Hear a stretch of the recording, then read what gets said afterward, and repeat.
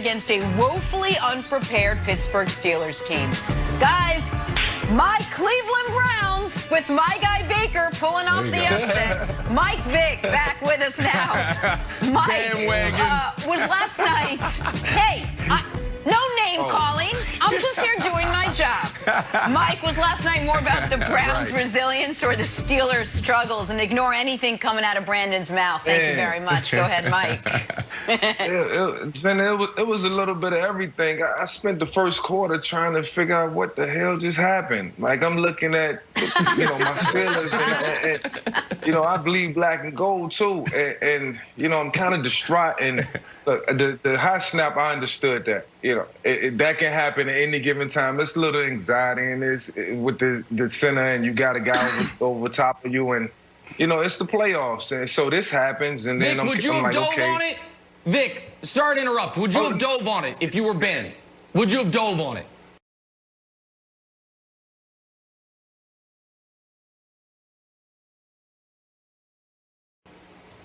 Hey, Nick, at 38 years old, I'm not diving. I ain't diving, man. I'm gonna let James Conner do the dirty work. I'm gonna let James Conner do the dirty work, man. But I guess to answer your question, Jenna, it was a tough night. I think the Cleveland Browns, they earned it. They capitalized off all the mistakes that the Pittsburgh Steelers made. The high snaps, the tip balls, the interceptions, and then once Baker Mayfield got the ball in his hands, he was confident, he was poised. And I was extremely proud of this guy yesterday because, in this moment that he's been waiting for so long, he was able to get a win, take full advantage of a divisional rival, and pull out a tough game. And got to give a lot of credit to the Cleveland Browns. They know exactly what they're going to do to you coming in. As you can see, Jarvis Landry was a contributor. Austin Hooper. It was an amazing performance. So they deserved it. I can't wait to watch them next week. Yeah, Mike, I would have to say the easy answer is the Pittsburgh Steelers because of how they started, that high snap from their veteran center in Pouncey. But look, the real answer is the Cleveland Browns. The Cleveland Browns, outside of that first play, dominated the Pittsburgh Steelers in every area of the game in all phases, outside of Big Ben throwing the ball around the field for 500 yards. The Cleveland Browns were phenomenal. And also, to be noted, Baker Mayfield, I was on him all year. Can I trust him? Two things: his antics, how does he respond to the media when they lose, et cetera, et cetera. And then also protecting the ball. This is a dude that came in this game and could have easily imploded. We expected the Cleveland Browns to play like the Pittsburgh Steelers played because of experience. This is their first time in the playoffs. This is this kid's first time in the playoffs. And Baker Mayfield was phenomenal. Now, he didn't go out there and have a Big Ben day throwing it for hundreds of yards, but he went out there and he made the right play. He looked good doing it, and the biggest plays he made was throwing the ball away. He did it with his legs.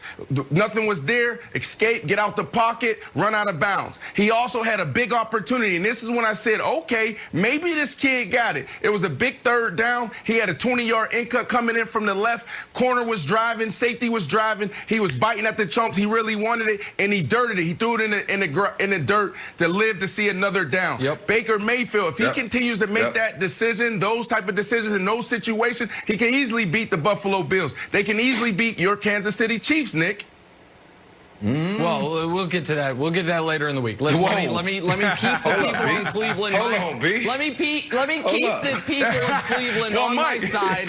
The great people of Cleveland have been big fans of mine for years, dating back to LeBron. I've had them all year. We're gonna have an ugly divorce come around Wednesday. I already see it. So let us enjoy our last few days of the Nick Wright Cleveland fans' marital bliss, because there you go. Baker Mayfield, first career playoff game on the road, prime time, against a defense that at one point was 11-0 with no coach, no all-pro left guard, and you're out there dealing. And I understand the story of the game is in part, or in large part, Big Ben throwing almost half a dozen interceptions. I understand that. But Brandon mentioned a third down where Baker threw it away.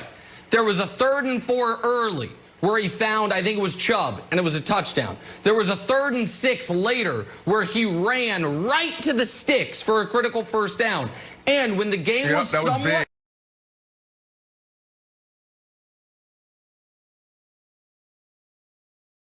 close and in the balance, there was a 3rd down where he hit Landry for 17 yards to keep the drive going. Wilds, when Baker Mayfield doesn't turn the ball over, he's a top 10 quarterback. And you might say, well, Nick, well, that's true for any quarterback. Except for the fact Baker's only thrown 1 pick in 2.5 months. So it's like reasonable to say that he can play football without throwing interceptions. He's never going to be able to make the, let me say something nice about Josh Allen. Baker's never going to be able to make the types of elite throws Josh Allen can make. But if he can avoid the mistakes, that's how he can be a top 10 quarterback. And I think that's what you saw in this playoff game last night, including in some critical spots that are going to be forgotten because the Steelers melted down. Yeah. Can I talk to Brandon for a second?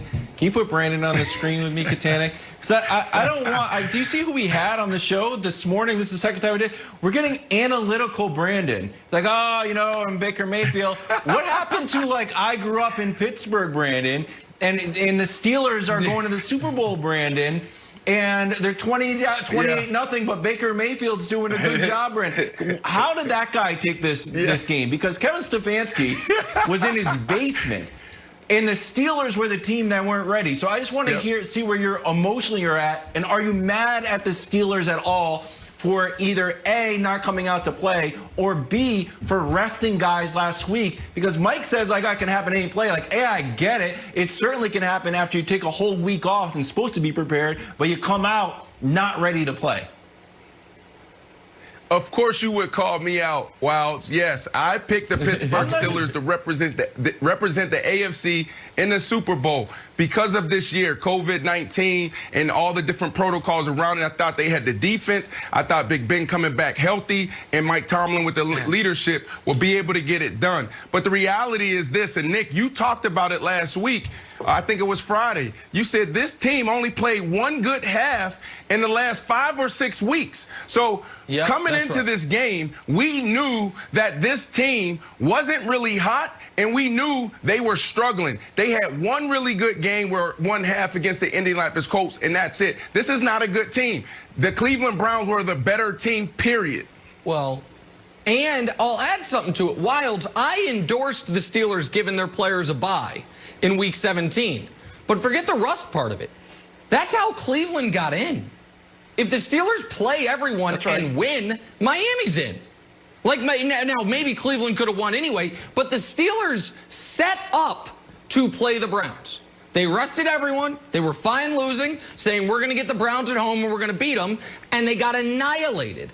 And I do wonder if the other storyline of the weekend is, I almost wish Eli Manning was playing for Ryan Tannehill, because Lamar beat Tannehill, he's class of 18, Baker beat Big Ben, and Josh Allen beat Phillip Rivers. So you have